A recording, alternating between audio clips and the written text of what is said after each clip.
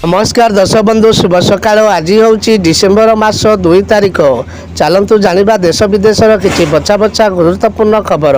जदि आपण मैंने एपर्यंत वीडियो को लाइक करना वीडियो को लाइक कर चैनल को सब्सक्राइब करी कमेंट माध्यम जनातु आपण मैंने आम वीडियोटी केउं जिल्लारू देखुछंती। मास आरंभ झटका एतिकी टंका बदलिला एलपीजी इतिहास।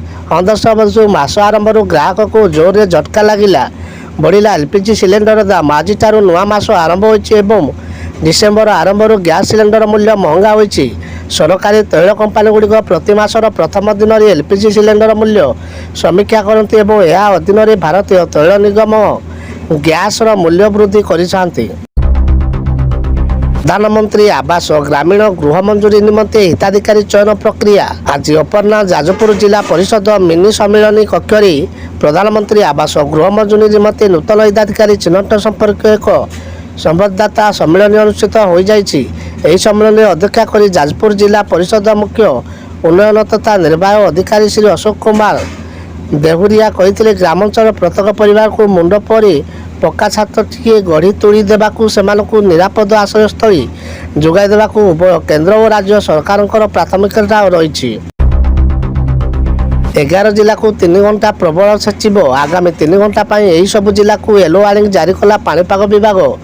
दक्षिण पश्चिम मौसुमी वायु बंगोपसागर में सक्रिय गभीरपथ अवपात आहरी घनपीत हो गतकाली अपर्ण 2:30 एक सामुद्रिक झड़ बा बात्या परिणत होता। तेबे यह प्रभाव में ओडिशार पाणीपाग परिवर्तन देखा मिली। अनेक अंचल कोहला पाग सामू आकाश मेघाच्छन्न रही अछि। पुणी मध्याह्न दर बढ़ाइले सरकार। डिसेम्बर 2 तारिख लागू है पुणी बढ़ला मध्याह्न भोजन खर्च। दर बढ़ाइले राज्य सरकार। प्राथमिक पिलांक 7 टंका 64 पैसा खर्च हे। पूर्व यह 5 टंका 90 पैसा रही। जदि देखा यही मूल्य पाखापाखि 2 टंका वृद्धि होती। सेहीपरि उच्च प्राथमिक पिलांक खर्च हे 10 टंका 94 पैसा। छात्र छात्री आसिला बड़ खबर। शनिवार हबनी सकालिया स्कूल। आसिला बड़ खबर। स्कूल जाउतिले छात्र छात्री बड़ खबर। एणिकी शनिवार दिन हेबनी सकालिया स्कूल। कोरापुट जिलार शनिवार दिन हेबनी सकालिया स्कूल। शीत को दृष्टि रखी जिला प्रशासन यह निष्पत्ति ग्रहण करछंती। शनिवार सकाले स्कूल हेबनी बोली जिलार समस्त विद्यालय को जिला शिक्षाधिकारी चिठी लिखि सूचना देइछंती।